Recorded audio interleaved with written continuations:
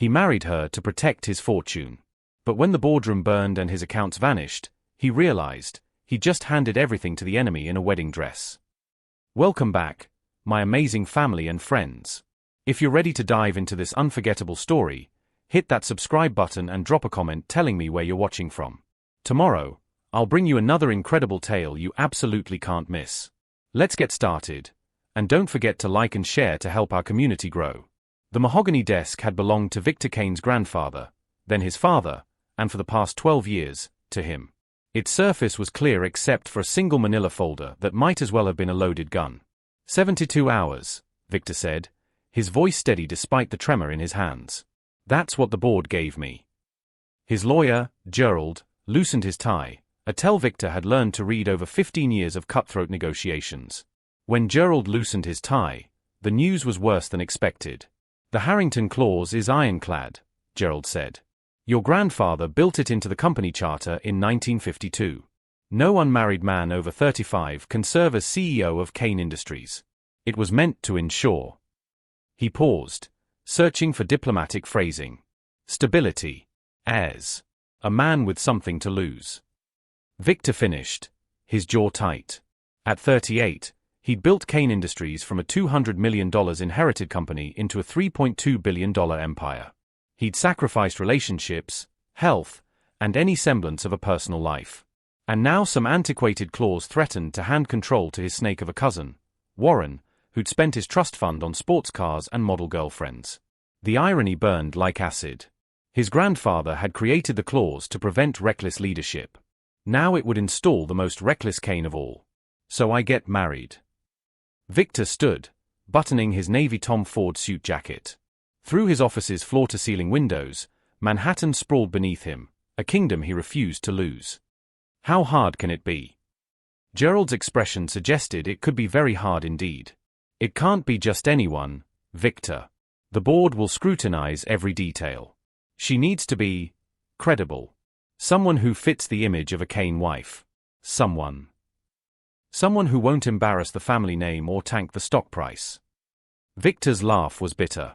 I need a wife who looks good in photographs and knows when to smile and stay silent. Preferably someone who won't expect anything resembling an actual marriage.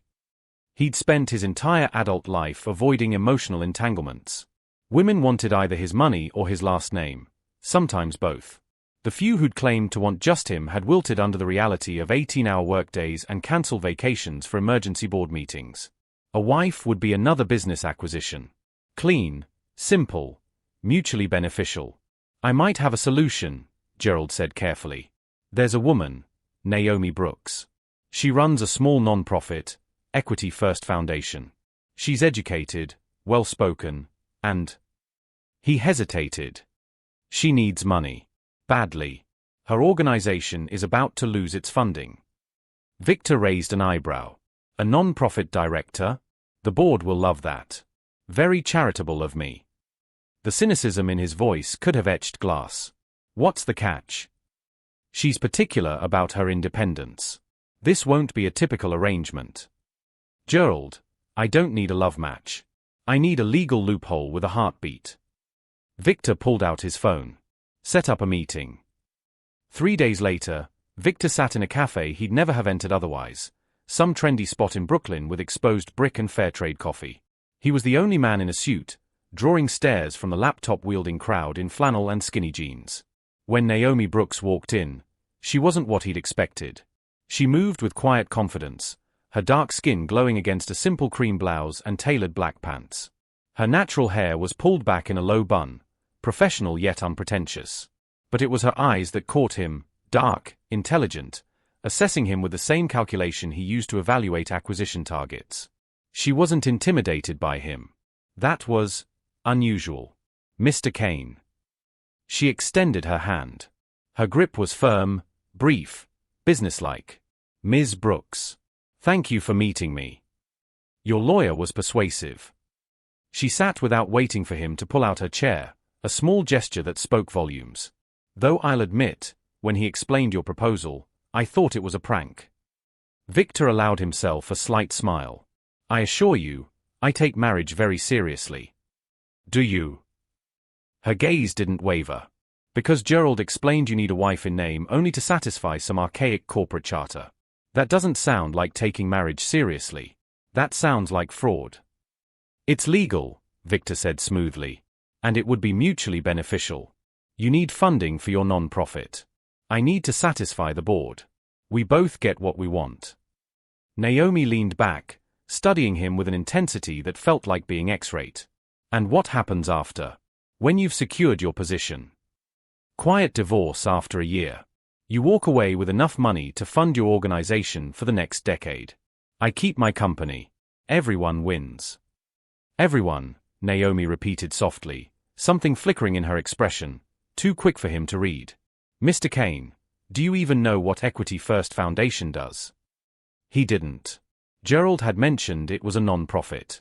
That was enough. Why don't you tell me? He said instead. We help families who've been displaced by corporate development. People who lost their homes, their businesses, their generational wealth because some company decided their neighborhood would make a nice luxury condo complex. Her voice remained level, professional, but something sharp glinted beneath the surface. We help them fight back. Or at least land on their feet. Victor felt the first whisper of unease, quickly suppressed. Noble work. Is it? Naomi tilted her head. Your company develops real estate, doesn't it? Among other ventures. We do. It's good business. For you. The silence stretched between them, charged with something Victor couldn't name. He was used to people wanting something from him. Money, access, power. Naomi Brooks looked at him like he was a problem to be solved. So, she said finally, you want to hire me to play your wife. I want to enter a mutually beneficial contract. For 1 year. Correct. And in that year, I'd be expected to attend necessary functions. Convince the board our marriage is legitimate. Otherwise, live your life however you choose. Separate residences if you prefer. Naomi was quiet for a long moment, her fingers tracing the rim of her untouched coffee cup. When she looked up, something in her expression had shifted, a decision made. I'll need $2 million. $1 million upfront, $1 million at the end of the year. Plus full access to your social calendar and business functions. Victor blinked. Most people negotiated upward gradually. She'd opened with exactly what she wanted. That's non-negotiable, Naomi finished. I assume you can afford it, Mr. Kane. Unless your empire isn't quite as secure as you claim. Pride made him want to argue. Practicality made him nod. Done. My lawyers will draft the paperwork. Naomi stood, extending her hand once more. Then I suppose congratulations are in order. You just saved your empire. Victor shook her hand, feeling like he'd just won a negotiation while somehow losing ground he couldn't identify. As she walked away, he couldn't shake the strange certainty that he'd just made the biggest mistake of his life. But he'd signed worse contracts. This was just business. Just business. The wedding was scheduled for a Thursday afternoon. Practical, efficient, devoid of sentimentality. Victor had suggested City Hall, but his publicist had nearly had a stroke. The optics, Victor. Think of the optics. So instead, they stood in the conservatory of his Westchester estate, surrounded by white roses his event planner had insisted were timeless and elegant. 50 carefully selected guests, board members, key investors, a journalist from the business section of the Times, watched as Victor Kane married a woman he'd known for 3 weeks. Naomi wore ivory, not white, a distinction Victor didn't understand but his mother had approved of with a tight nod. The dress was simple, sophisticated, fitting her like it had been designed for her body alone. Her hair was styled in soft curls, and diamonds, borrowed from his mother's collection, glinted at her throat. She looked like she belonged in his world. That was the point, wasn't it? You clean up nice, he murmured as she reached him at the makeshift altar. So do you, she replied, her smile perfect, warm, completely artificial. Ready to save your empire.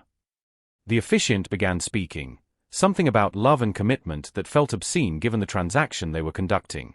Victor barely heard the words. He was too focused on maintaining the right expression, pleased, slightly nervous, like a man who'd found unexpected love. Naomi played her part flawlessly. Her hand trembled just slightly when he slid the ring onto her finger, a nice touch. Her eyes glistened with what could pass for happy tears when he lifted her veil. You may kiss the bride. Victor hesitated for a fraction of a second. They discussed this, agreed it was necessary for appearances. But standing this close to her, seeing something unreadable flash in her dark eyes, he felt that same whisper of unease from the cafe. Then Naomi rose on her toes and kissed him first. It was brief, chaste, appropriate for the audience. But her lips were soft, and she smelled like jasmine, and for one disorienting moment, Victor forgot this was theater. The guests applauded. His cousin Warren's expression was murderous. The board members looked satisfied. Victor Kane had just saved his company. So why did he feel like he'd signed something away that he couldn't get back? The reception was torture disguised as celebration. Victor smiled until his face ached, shook hands until his palm was numb, and gave the same explanation 50 times. When you meet the right person, you just know. Naomi was radiant beside him, laughing at investors' jokes, charming his mother with questions about the estate's history, deflecting personal questions with practiced ease. How did you two meet? Someone asked. Through mutual friends, Naomi said smoothly. I was actually trying to pitch him on a charitable partnership. Instead, he asked me to dinner. The lie rolled off her tongue like silk. Victor found himself watching her more than he should, noting the way she read each person, adjusted her approach, found exactly the right thing to say. She was better at this than he was. Your wife is extraordinary, Gerald murmured during a brief respite at the bar. Where did you find her? You found her, remember? Victor drained his scotch. I found her resume. But that woman. Gerald nodded toward where Naomi was deep in conversation with the board chairman, Marcus Whitfield, the man who'd threatened Victor's position most aggressively. That woman is a force of nature.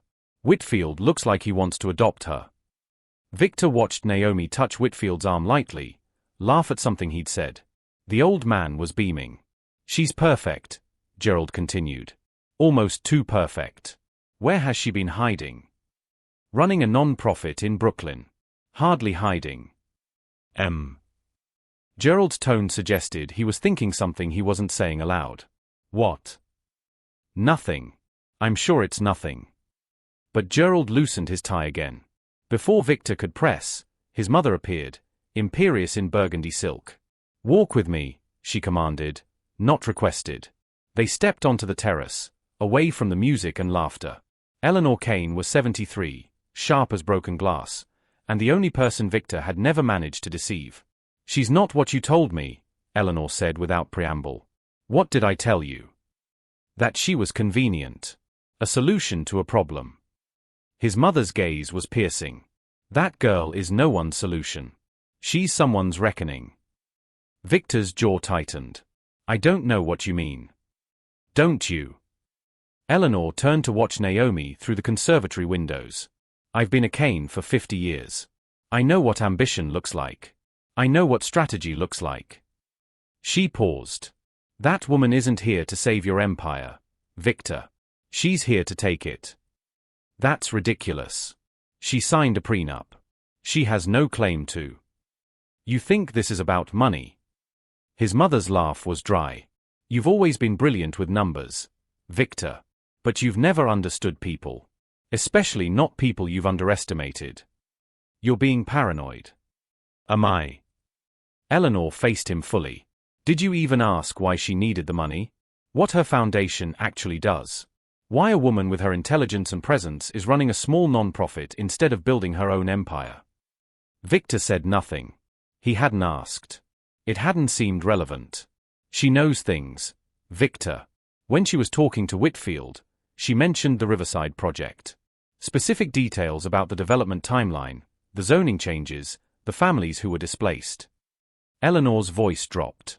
How does a non-profit director in Brooklyn know internal details about a Kane Industries project from 15 years ago? The unease bloomed into something colder. Maybe she researched us. Maybe. His mother didn't sound convinced. Or maybe this marriage isn't the coincidence you think it is. Before Victor could respond, Naomi appeared in the doorway, backlit by the warm glow of the reception. She smiled, that perfect, practiced smile that had charmed 50 guests. There you are, she said warmly. They're asking for the first dance. Eleanor squeezed Victor's arm once, a warning, then glided past Naomi with a smile of her own. "Welcome to the family, dear." "Thank you, Eleanor. I'm honored to be a Kane." The way she said Kane, there was something in it. Possession? Satisfaction? Victory? Victor pushed the thought away. His mother was paranoid. The stress of the past months was making him paranoid. This was just business. He extended his hand to his new wife. "Shall we?" Naomi's fingers intertwined with his, and she let him lead her to the dance floor. As they began to sway to some romantic ballad his planner had chosen, she leaned close, her lips near his ear. "You dance better than I expected," she murmured. "I had lessons as a child. Mandatory for Kane heirs." "How very proper." She pulled back slightly, meeting his eyes. In the soft lighting, hers were unreadable depths. "Tell me something, Victor. Do you remember a place called Riverside?" His hand tightened on her waist involuntarily. "Why?" "Just curious. Your mother mentioned it was one of your early successes." Her smile never wavered. 15 years ago, you turned a struggling neighborhood into luxury waterfront condos. Very impressive. Very profitable. It was good business. For you, she echoed her words from the cafe, and this time, the edge was unmistakable. The song ended. The guests applauded. Naomi kissed his cheek, playing the role of the adoring bride. But as she pulled away, she whispered 4 words that turned his blood to ice. "My name was Brooks Riverside." Then she was gone, swept into conversation with a group of investors, leaving Victor frozen on the dance floor. Brooks Riverside. Riverside. The project that had made his reputation. The development that had transformed a declining neighborhood into prime real estate. The 50 families they'd relocated, bought out at fair market value, though several had protested, claiming generational homes were worth more than the checks they'd received. There had been one family in particular. They'd fought the hardest, hired lawyers, tried to rally the community. The patriarch had owned a successful construction company that had employed half the neighborhood. What was his name? Thomas Riverside. And his daughter, who'd stood beside him in every meeting, her dark eyes burning with fury as Victor's lawyers systematically dismantled every legal challenge. She'd been young then, maybe 20, wearing a business suit too large for her frame, her natural hair pulled back severely. She'd sworn that one day, the Kanes would pay for what they'd taken. Victor's vision blurred at the edges. The reception swirled around him. Laughter, music, celebration. His guests toasted his happiness, his future, his secured empire. And somewhere in the crowd, his wife, Naomi Brooks, whose father had been Thomas Riverside before the bankruptcy, before the stress-induced heart attack that had killed him 3 years after losing everything, smiled and plotted his destruction. He'd married his enemy to save his empire. And she'd accepted because she'd been planning this for 15 years. Victor didn't sleep that night. He sat in his study, their study now, technically, though Naomi had retired to the guest wing after the reception, with a decade and a half of files spread across his desk. The Riverside Project. Every contract, every negotiation memo, every legal filing. And there, in a folder marked Relocated Families, he found it, Thomas Riverside, owner of Riverside Construction. Daughter, Naomi Riverside, age 22. The photograph was old, grainy from a newspaper clipping about the protests. But it was unmistakably her, younger, angrier, grief-stricken as she held a sign that read Generational Wealth Matters. Victor remembered her now. She'd called him a vulture in a suit. Had told him that what he called progress was really theft dressed in legal language. He dismissed her as an idealistic kid who didn't understand how development worked. He'd been 25 then, hungry to prove himself, determined to step out of his father's shadow. The Riverside Project had been his first major deal without supervision. He'd been ruthless, efficient, and according to every legal standard, completely within his rights. The families had been compensated. The neighborhood had been blighted. He'd followed every law. But Naomi's father had lost his business when the community he'd employed scattered. The stress had killed him. Victor found the obituary, Thomas Riverside, dead at 54 from a massive coronary. Survived by his daughter, Naomi, who was now legally entitled to access every aspect of his life. The prenup protected his assets, but it didn't prevent her from learning his secrets, his strategies, his vulnerabilities. And he'd been stupid enough to give her full access to his social calendar and business functions. She'd asked for exactly what she needed to destroy him from the inside. Victor reached for his phone, then stopped. Call Gerald at 3 a.m. and say what? That his wife might be planning revenge for something that happened 15 years ago? Based on a name change and a conversation on their wedding night? He sounded paranoid even to himself. Maybe he was wrong. Maybe Brooks was her married name from a previous relationship. Maybe the Riverside comment had been coincidence. But Victor hadn't built an empire by ignoring his instincts. Morning came with autumn sunlight and the smell of fresh coffee. Victor found Naomi in the breakfast room, reading the Times on her tablet, looking serene in a silk robe. "Good morning, husband," she said pleasantly. "The staff makes excellent coffee. I could get used to this." Victor poured himself a cup, studying her. In daylight, she looked softer, younger. Not like someone plotting corporate destruction. "We need to talk about last night." "The wedding? I thought it went well. Your mother seemed pleased." "About what you said. Riverside." Naomi set down her tablet, her expression neutral. "What about it?" "Brooks Riverside. You said that was your name." "Did I?" She smiled, but it didn't reach her eyes. "I'd had quite a bit of champagne." "What exactly did I say?" The gaslight was subtle, expert. Victor had used the same technique in negotiations, make the other party doubt their own recollection. "You know what you said." "Victor." She stood, moving to refill her coffee with unhurried grace. "If you're asking whether I'm related to the Riverside family from your development project, the answer is yes. Thomas Riverside was my father. I changed my name after he died. Brooks was my mother's maiden name. I didn't think it was relevant to our arrangement." The casual admission stunned him more than a denial would have. "Not relevant? Naomi, that project, your father. Died of a heart attack. Yes. 15 years ago." Her voice remained steady, almost clinical. "You didn't kill him, Victor. His lifestyle choices and genetic predisposition did. I've long since made peace with that." She was lying. Every instinct screamed it. But her performance was flawless. "Then why didn't you mention it? Would you have married me if I had?" She tilted her head, genuinely curious. "Would Gerald have brought me in if he'd known about the connection?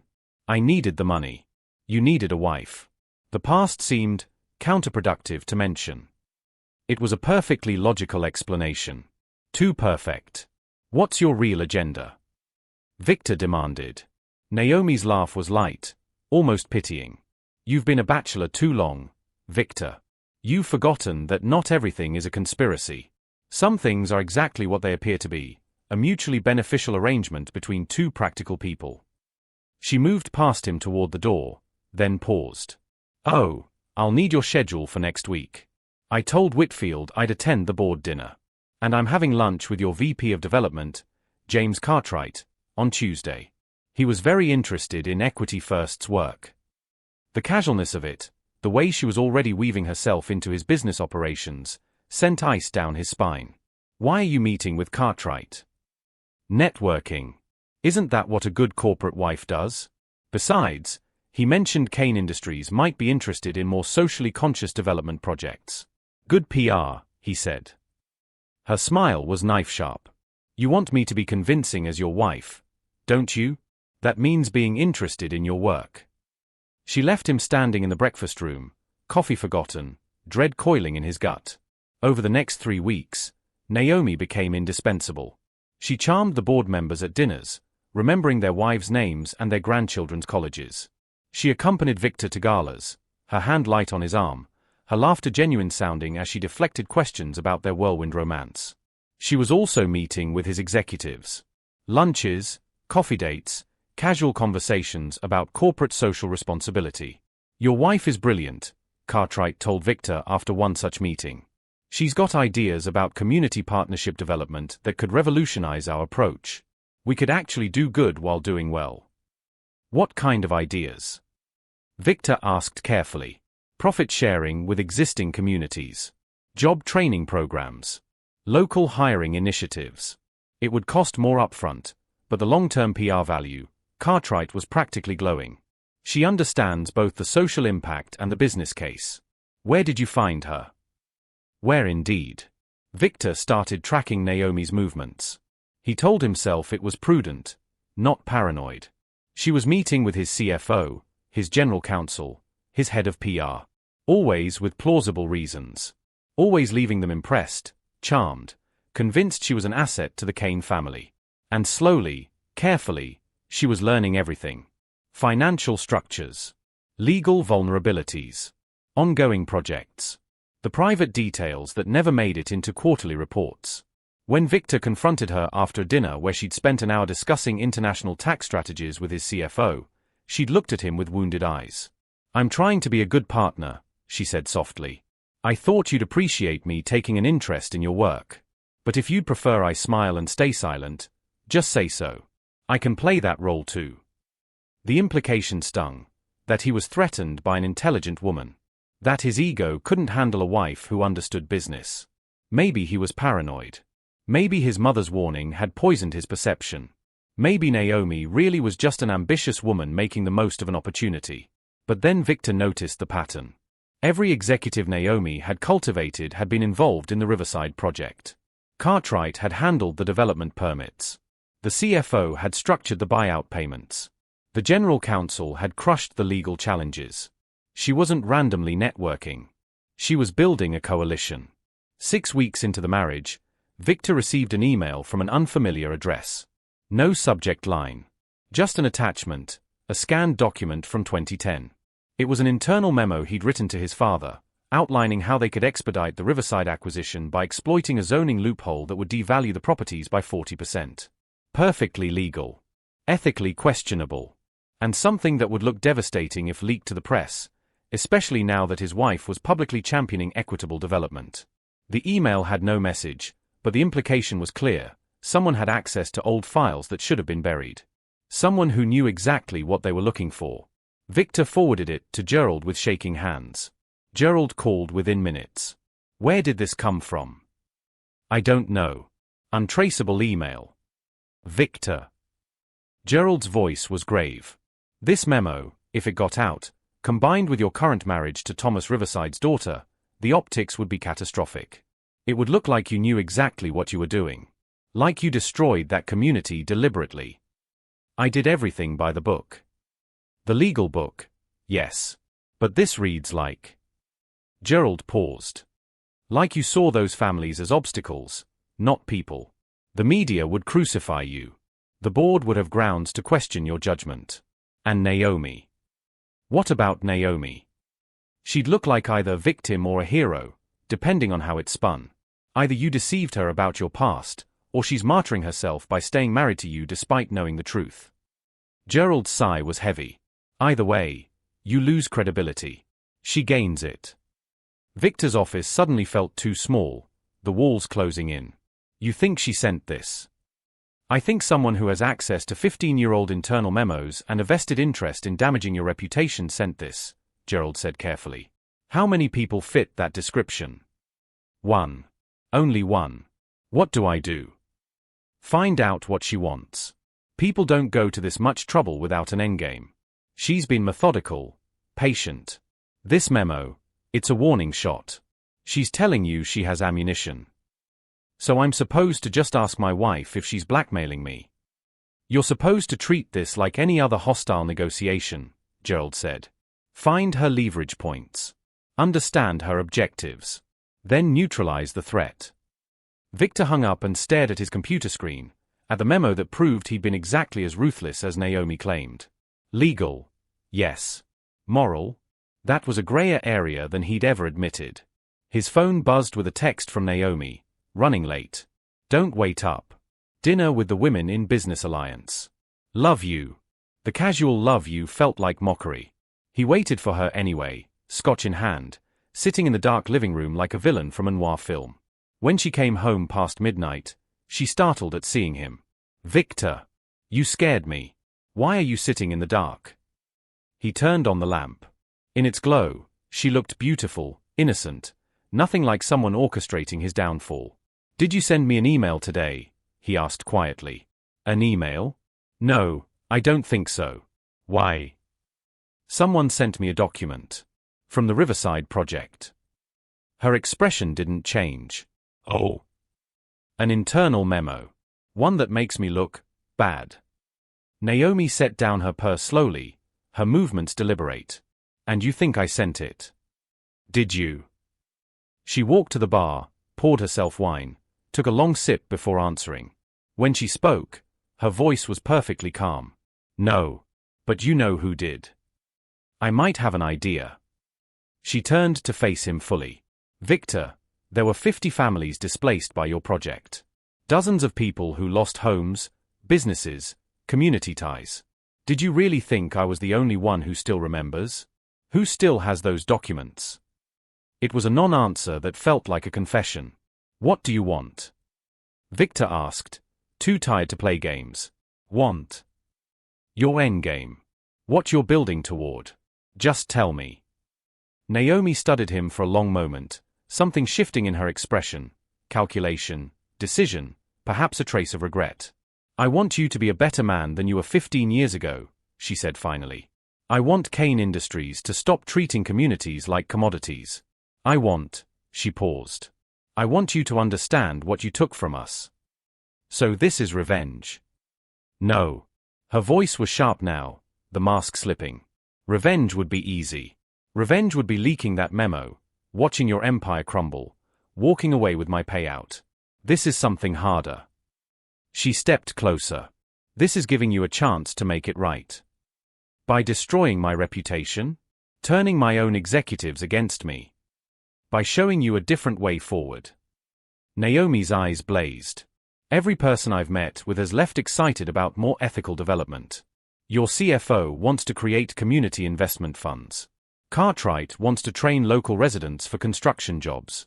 Even Whitfield admitted our old model was regrettably extractive. Victor's mind reeled. You're trying to change my company from the inside. I'm trying to show you that good business and good ethics aren't mutually exclusive. She set down her wine glass with a sharp click. That memo? It's insurance. It stays buried as long as you work with me. But if you try to neutralize me, silence me, push me out, she didn't finish. She didn't need to. So I'm hostage to your vision of corporate morality. You're being offered a partnership. A real one. Naomi's voice softened slightly. I don't want to destroy Kane Industries, Victor. I want to transform it into something my father would have been proud to build with you instead of being crushed by you. The sincerity in her voice was the most dangerous thing yet.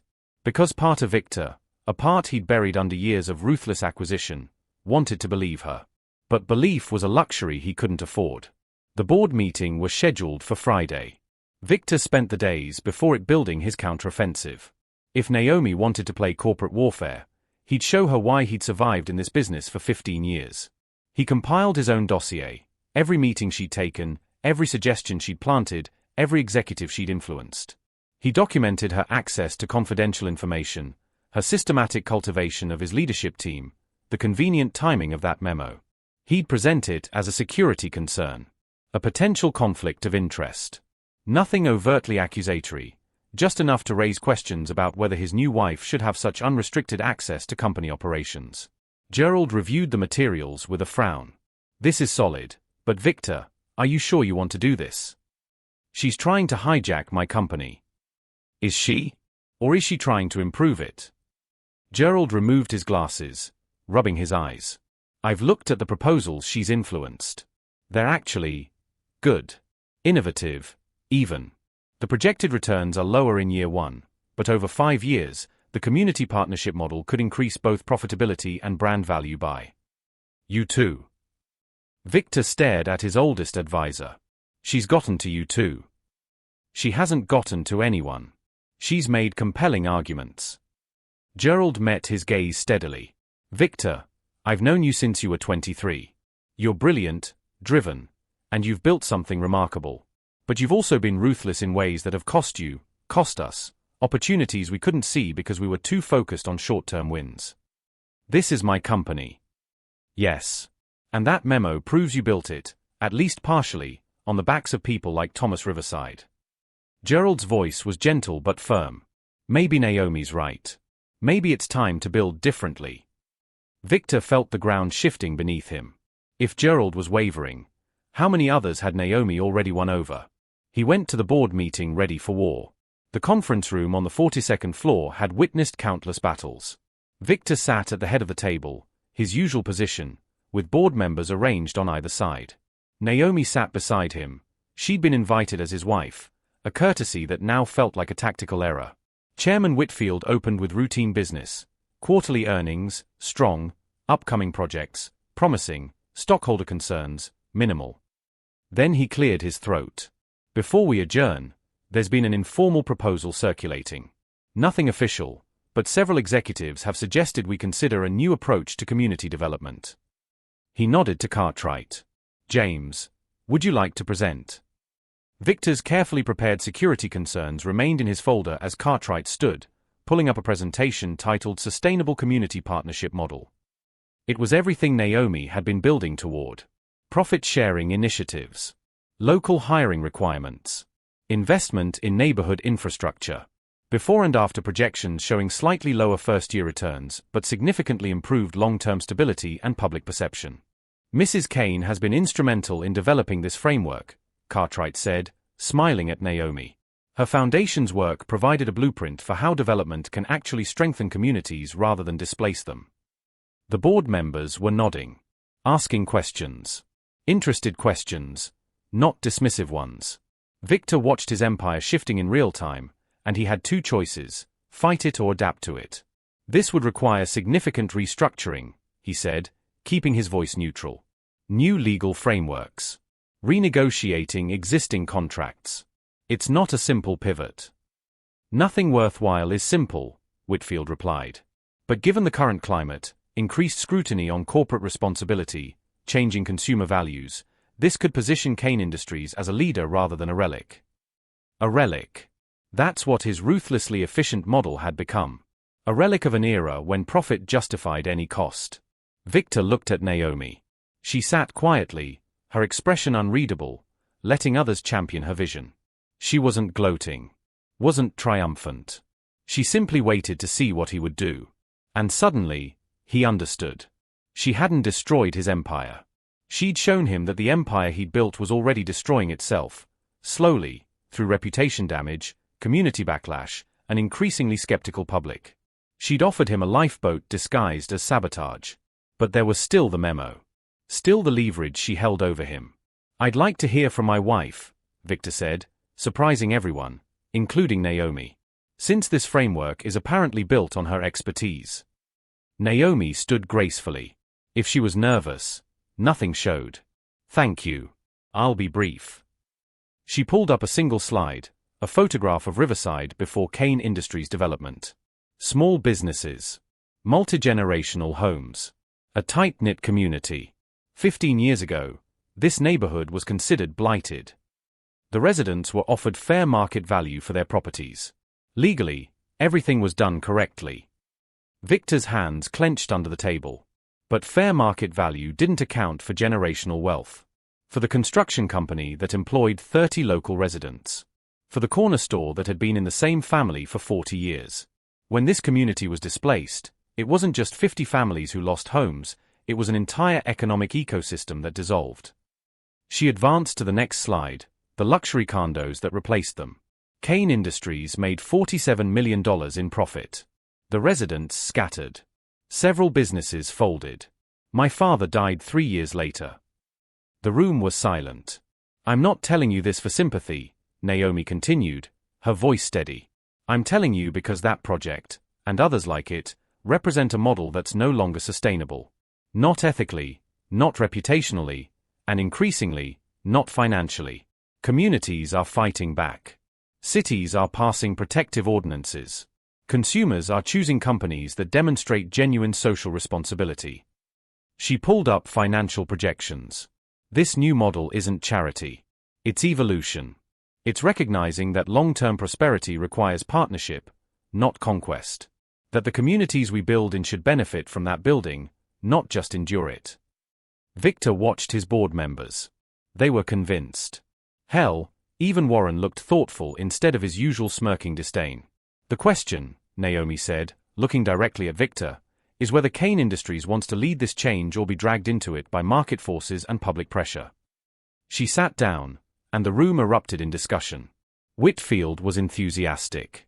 3 other board members voiced strong support. Even the skeptics were asking logistical questions, not opposing the concept outright. Victor's counteroffensive sat useless in his folder. If he presented his security concerns now, he'd look petty, threatened, clinging to the old ways. He'd lose not just this battle, but credibility with a board that was clearly ready to evolve. Naomi had outmaneuvered him completely, but she'd also shown him something he'd been too proud to see, that his empire was built on a foundation that was cracking. That his grandfather's ruthless model had an expiration date. That the choice wasn't between his way and destruction, it was between adapting and becoming obsolete. I need time to review the full proposal, Victor said finally. This isn't a decision to make in one meeting. Of course, Whitfield agreed. But I think we're all excited about the direction. Victor, your wife is a remarkable asset to this family, to this company. The meeting adjourned. Board members congratulated Naomi on her presentation. She smiled, gracious, playing the role of the supportive wife who'd simply shared an idea. When they were finally alone in the elevator, Victor turned to her. That was impressive. Thank you. You won. Naomi's smile faded. This wasn't about winning, Victor. Wasn't it? You infiltrated my company, turned my executives, backed me into a corner where accepting your vision is my only move. The elevator descended, floor numbers ticking down. You said this was giving me a chance to make it right. But you didn't give me a choice. You just made it look like one. I gave you the choice your father gave mine, Naomi said quietly. Accept change or be destroyed by it. At least I'm offering you a path forward. You offered my father a check and a deadline. The elevator reached the lobby. Before the doors opened, Victor grabbed her arm, not roughly, but firmly enough to stop her. The memo. The one someone sent me. You said it stays buried if I work with you. Yes. And if I don't? If I fight this? Naomi met his eyes, and for the first time since their wedding, he saw the woman from that old photograph. The 22-year-old who'd called him a vulture, who'd watched her father's empire crumble under the weight of legal but merciless business practices. Then you'll discover that 15 years of planning doesn't end with one presentation, she said softly. I didn't marry you just to change your company, Victor. I married you to give you a choice my father never got. Take the partnership I'm offering, or you'll leak the memo. Destroy my reputation. Take everything. Or you'll destroy yourself, Naomi corrected. By clinging to methods that no longer work, in a world that no longer tolerates them. I'm not your enemy. I'm the only person honest enough to show you the cliff you're running toward. The elevator doors opened onto the marble lobby. Naomi stepped out, then turned back. You have until Monday to decide. Partner with me and build something better, or fight me and prove that I was right about you 15 years ago, that you're incapable of seeing people as anything other than obstacles or assets. She walked away, heels clicking on marble, leaving Victor standing in the elevator with a choice that felt like no choice at all. That night, Victor did something he hadn't done in years. He drove to Riverside. The luxury condos were still there, gleaming and pristine. But the surrounding neighborhood had gentrified in unexpected ways. New development had followed his project, pushing out even more families, driving up rents, transforming the entire area into a playground for the wealthy. His project had been the first domino. Victor sat in his car, looking at what he'd built, and for the first time allowed himself to see what it had cost. Not in dollars and permits and legal victories, but in lives displaced, community severed, generational wealth dissolved. Thomas Riverside had died 3 years after losing his company. How much of that was the stress Victor's project had caused? How many other families had similar stories? He'd told himself it was just business. That he'd followed every law. That progress required sacrifice. But whose sacrifice? Never his. Victor pulled out his phone and called Naomi. She answered on the second ring. I'm at Riverside, he said without preamble. Tell me about your father. Not the business owner. The man. There was a long silence. Then Naomi's voice, softer than he'd heard it. Why? Because I'm trying to understand what I took. Not what the lawyers said was legal. What I actually took. Another pause. When Naomi spoke, he could hear the tears she was fighting. He was kind. He paid his workers above union rates because he believed people deserved dignity with their paychecks. He coached Little League on Saturdays. When Mrs. Chen's store was robbed, he installed a security system for free. Her voice broke. He built things, Victor. Not just buildings. Community. Trust. Hope. And when your company came in, when all his workers scattered to find housing they could afford in other neighborhoods, when his contracts dried up because the neighborhood he'd built his reputation in didn't exist anymore, he didn't just lose a business. He lost his purpose. Victor closed his eyes. I'm sorry. Are you? Or are you just sorry you got caught? I don't know, he admitted. But I want to find out. What does that mean? It means I'm choosing partnership. Not because you've backed me into a corner, but because I think, he paused, testing the words. I think maybe you're right. Maybe I've been building the wrong things in the wrong ways for the wrong reasons. Victor. I'll support your framework at the board. Full support. No conditions. And I want to fund a memorial. In Riverside. For your father and the community that used to be here. Let people know what was lost. He swallowed hard. It won't bring him back. Won't undo the damage. But it's a start. The silence stretched so long he thought she'd hung up. A memorial, Naomi said finally, would be a good start. But Victor, I need to know, are you doing this because it's right, or because it's strategic? I don't know anymore, he said honestly. Maybe both. Maybe that's what I need to learn, that they don't have to be separate things. No, Naomi said, and he could hear the smile in her voice. They don't. The transformation didn't happen overnight. Victor spent the weekend reading every file from the Riverside project, not the legal summaries, but the letters. Handwritten pleas from families begging for more time.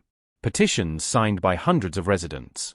A particularly gut-wrenching note from an elderly woman who'd lived in her home for 60 years, asking if there was any way she could afford to stay. He'd never read these before. His lawyers had handled the soft side of the acquisition. He'd only seen the numbers, the timelines, the profit projections. Now, sitting in his study with a decade and a half of human cost spread before him, Victor understood what Naomi had been trying to make him see, that behind every efficient business decision were real people whose lives he treated as acceptable collateral damage. On Monday morning, he called an executive meeting. Not the board, just his core leadership team. The people who'd been with him longest, who'd built Kane Industries into what it was. We're changing direction, he announced without preamble. Effective immediately, Kane Industries will adopt a community partnership model for all new developments. Existing projects will be reviewed for potential restructuring. Cartwright beamed.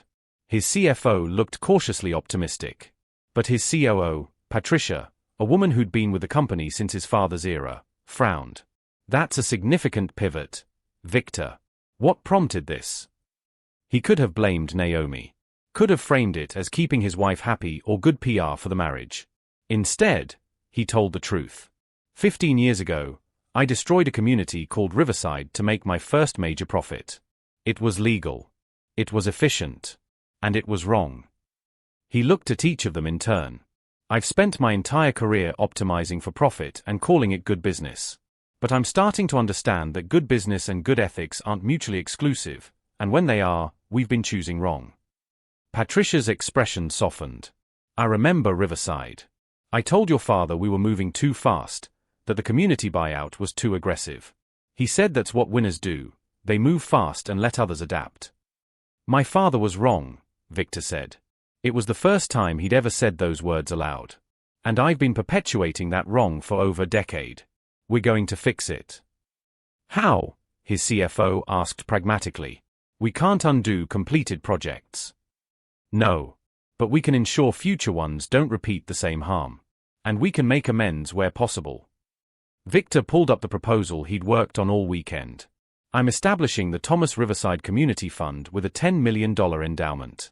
It will provide grants to families and businesses displaced by development, ours and others. We'll also partner with Equity First Foundation to create ethical development guidelines that we'll publish publicly and commit to following. The room was silent.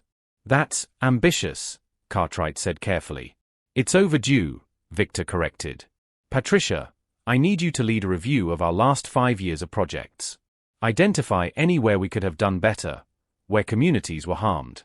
I want to know the full scope of our impact. That could reveal significant liabilities. Then we'll deal with them. Transparently. He stood, signaling the meeting's end. I built this company on my grandfather's ruthless efficiency model. But that model has an expiration date, and we've already passed it. We evolve now, on our terms, or the market forces us to evolve later on theirs. Questions? Patricia raised her hand, a slight smile on her face. Just one. What happened to you this weekend? Victor thought of Naomi's voice breaking as she described her father. Of the letters he'd never read. Of looking at Riverside and finally seeing what he'd destroyed. I grew up, he said simply. Finally. The community partnership model launched officially in December. The press coverage was extensive, some skeptical, some cautiously optimistic, some outright cynical about guilt-driven corporate rebranding. Victor did interviews he normally would have delegated. He sat across from a journalist from The Times and admitted that Kane Industries had prioritized profit over people. That he personally had made decisions that harmed communities. That this wasn't rebranding, it was restitution. Some critics say this is just good PR, the journalist pressed. That you're only doing this because your wife, who happens to be the daughter of a man your company displaced, is pushing you. My wife opened my eyes to things I'd been willfully blind to, Victor said. But the choice to change is mine. And yes, it's partly because of her personal connection to our past mistakes. Shouldn't that count for something? That I'm willing to listen to someone who was directly harmed by my decisions. The interview went viral. Half the internet called him a hypocrite. The other half grudgingly admitted that at least he was trying. The stock price dipped 6%, then recovered within a week when the first community partnership deal was announced. A mixed-use development in Detroit that included affordable housing, local hiring requirements, and profit sharing with existing residents. But the real test came on a cold January morning, 3 months after the wedding. Naomi found Victor in his study, staring at his computer screen with an expression she couldn't read. What's wrong? He turned the monitor toward her. It showed an email from an address she recognized, the same untraceable one that had sent the damaging memo months ago. The message was brief. You kept your word. Deleting everything. Thomas Riverside Community Coalition. Attached was a video file showing the memo and dozens of other potentially damaging documents being permanently deleted. They're gone, Victor said quietly. All the leverage you had over me. The insurance policy. It's gone. Naomi sat down slowly, her mind racing. The coalition, former Riverside residents she'd connected with during her research, had been her nuclear option. The people who'd helped her document every questionable decision Kane Industries had made. You changed, she said simply. Actually changed. They saw that. Did I? Or did I just do what was necessary to protect my company? Victor's voice was raw. I've been asking myself that for months. Am I being ethical because it's right, or because it's strategically sound? Does it matter? Naomi moved to sit beside him. Victor, motivation is complex. You can do the right thing for mixed reasons and it's still the right thing. The families getting grants from your fund don't care if you started it out of guilt or strategy. They care that their kids can stay in their neighborhood schools. But you care. You deserve to know if he struggled for words. If I'm actually different, or just better at playing a long game. Naomi was quiet for a long moment, studying the man she'd married to destroy and somehow ended up helping rebuild. The Victor Kane I researched for 3 years would never have admitted he was wrong, she said finally. He would have fought the community model, leaked counter PR, found legal ways to undermine me while maintaining plausible deniability. That Victor saw people as obstacles or assets, nothing more. And this Victor reads the letters. Funds the memorial. Sits in on community meetings even though they're not legally required. This Victor, she reached for his hand.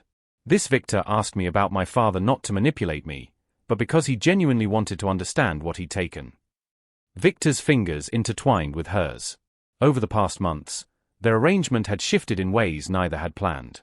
Separate bedrooms had become shared space. Perfunctory public affection had become genuine private moments. The marriage of convenience had inconveniently become real. I destroyed your company, Naomi said. The one you built on ruthless efficiency. But maybe that needed to be destroyed. You didn't destroy it. You transformed it. Victor pulled her closer. And me. I came into this thinking I was hiring a wife to save my empire. Instead, I married the only person brave enough to show me my empire wasn't worth saving, not the way it was. So what now? Naomi asked. We're actually married. You're actually different. The revenge plot is complete, except somewhere along the way it stopped being revenge. Now we build something better, Victor said. Together. Actually together, not as strategy or arrangement, but as partners, Naomi finished. Real ones. Is that what you want? Victor turned to face her fully. Because I need to know, Naomi. This transformation, this change, I didn't do it just to save my company. I did it because you made me want to be the kind of man who deserves to be married to you. Actually married, not contractual obligated. Naomi felt tears prick her eyes. 3 years of planning. Months of careful manipulation. All of it had been leading to the moment she destroyed Victor Kane and walked away vindicated. Except she discovered something unexpected. That underneath the ruthless businessman was a person capable of growth. That revenge, however justified, was less satisfying than redemption.